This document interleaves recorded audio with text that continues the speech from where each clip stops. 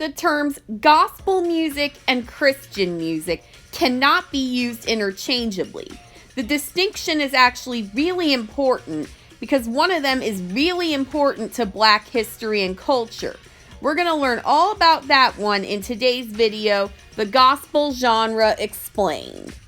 But before I break down what gospel music is, how it came to be, and how it's impacted Black and non-Black communities alike, I want to either welcome you back to my channel. Here at the Online School of Pop Culture, I post video essays on all things music, movies, literature, TV, and more. Let's start with how gospel music came to be. According to Yale University music professor Willie Ruff, the singing of psalms in Scottish Gaelic by Presbyterians of the Scottish Hebrides evolved from lining out, where one person sang a solo and others followed, into the call and response of gospel music of the American South. Moreover, the genre arose during a time when literacy was not a guarantee, utilizing a great deal of repetition, which, unlike more traditional hymns, allowed those who could not read the opportunity to participate.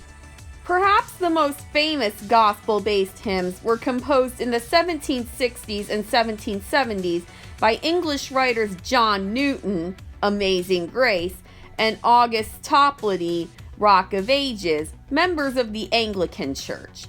Starting out as lyrics only, it took decades for standardized tunes to be added to them. Although not directly connected with African American gospel music, they were adopted by African Americans as well as white Americans, and Newton's connection with the abolitionist movement provided cross-fertilization. The first published use of the term gospel song probably appeared in 1874 when Philip Bliss released a songbook entitled Gospel Songs, a choice collection of hymns and tunes.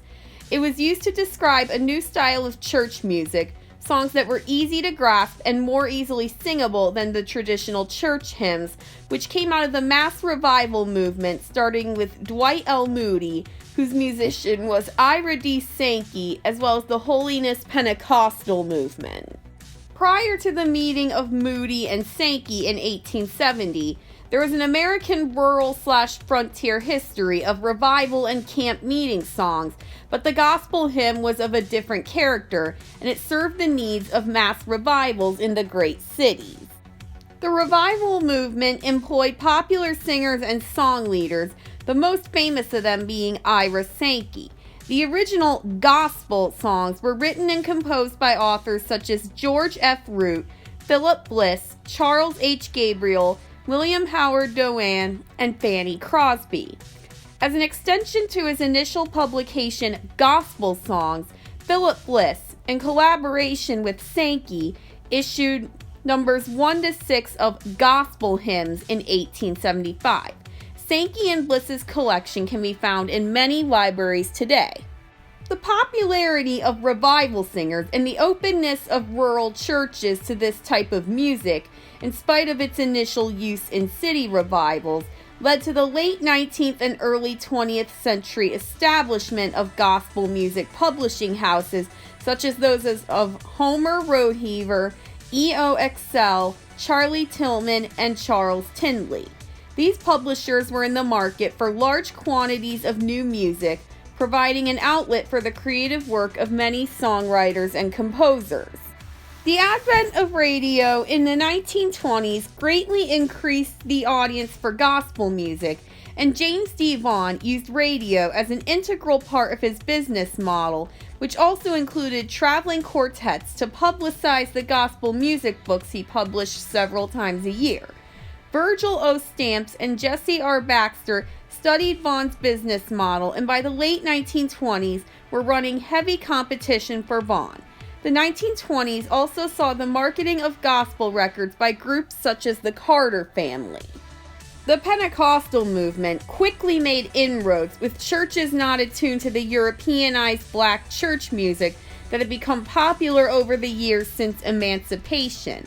These congregations readily adopted and contributed to the gospel music publications of the early 20th century. Sister Rosetta Tharpe, pioneer of rock and roll, soon emerged from this tradition as the first great gospel recording artist, the first person to introduce ragtime to gospel, and the first person to play piano on a gospel recording was Arizona Drains. The 1930s saw the rise of black gospel artists such as the Five Blind Boys of Mississippi and the Five Blind Boys of Alabama. In addition to these high-profile quartets, there were many black gospel musicians performing in the 1920s and 30s, usually playing the guitar and singing in the streets of southern cities. In Chicago, Thomas A. Dorsey turned to gospel music, establishing a publishing house. It's been said that 1930 was the year traditional black gospel music began, as the National Baptist Convention first publicly endorsed the music at its 1930 meeting. Meanwhile, radio continued to develop an audience for gospel music, a fact that was commemorated in Albert E. Brumley's 1937 song, "Turn Your Radio On." In 1964, the Gospel Music Association was established, which in turn began the Dove Awards in 1969 and the Gospel Music Hall of Fame in 1972. Both of the latter two groups began primarily for Southern gospel performers, but in the late 1970s began including artists of other subgenres, which brought in many black artists. Deep gospel artists such as James Cleveland and Aretha Franklin performed traditional gospel style. In 1969, James Cleveland established the Gospel Music Workshop of America, a black gospel outlet. Though not gospel singers, famous singers of this time Elvis Presley, Jerry Lee Lewis, and the Blackwood Brothers were heavily influenced by the popularizing gospel genre. Urban contemporary gospel emerged in the late 1960s and early 70s with the Edward Hawkins singer's highly popular gospel song, "Oh Happy Day," which is still performed worldwide in the 2000s. Pop gospel musician Andraé Crouch and the Clark Sisters followed them, and this pattern would repeat itself in subsequent decades, with new artists like Yolanda Adams and Kirk Franklin making increasingly more bold forays into the secular world with their musical stylings. The current sphere of black gospel recording artists is almost exclusively of the urban contemporary bent. Also of note is the rise of the Christian or gospel rap hip-hop, which has gained increasing popularity since the day of the gospel gangstas and the cross movement. Often considered a subgenre of the subgenre urban contemporary gospel, Christian rap has become dominated in present times by artists from Reach Records, who have seen perhaps the most commercial success of any artist in the gospel genre. Lecrae, the label's founder and preeminent artist, has charted in the top 10 of the Billboard 200 3 times, with his 24 album Anomaly debuting at number 1. So what exactly does gospel music sound like? Many describe gospel music as euphoric, spiritual, and rhythmic, coinciding with the development of rhythm and blues in the 19th and early 20th centuries. Gospel music is characterized by dominant vocals and strong use of harmony with lyrics praising and worshiping God, as is the common theme of most Christian music.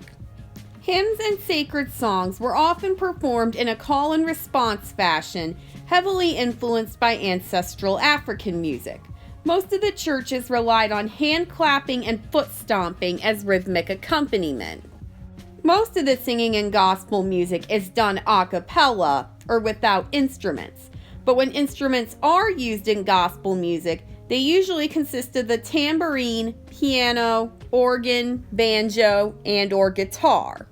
In the 1920s, sanctified artists such as Arizona Drains, many of whom were also traveling preachers, started making records in a style that melded traditional religious themes with barrel house, blues, and boogie-woogie techniques and brought jazz instruments such as drums and horns into the church.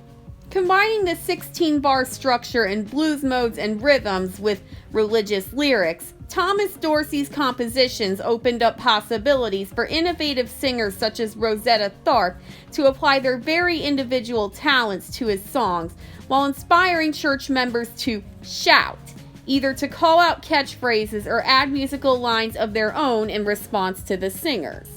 The most popular groups in the 1930s were male quartets or small groups such as the Golden Gate Quartet, who sang, usually unaccompanied, in Jubilee style, mixing careful harmonies, melodious singing, playful syncopation, and sophisticated arrangements to produce a fresh, experimental style far removed from the more somber hymn singing.